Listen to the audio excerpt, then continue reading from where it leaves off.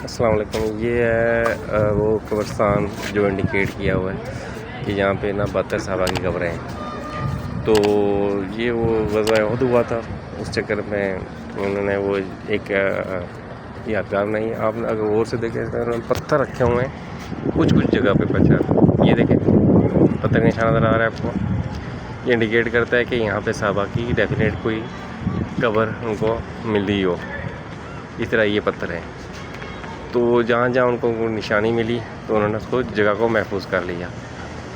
ये मस्जिद शोदा है, उसकी यादगार बनी हुई है।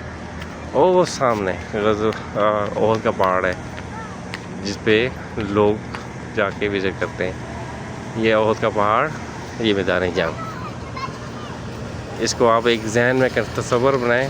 ये मैदान जंग है, एक ओहद का पहाड़ है। उस टाइम ये मस्जिद नहीं थी, ये मस्जिद बाद में बनी है।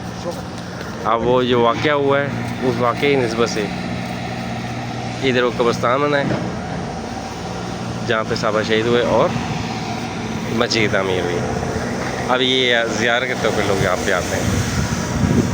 तो ये बेसिकली एक छोटी सी नॉलेज के लिए एक थी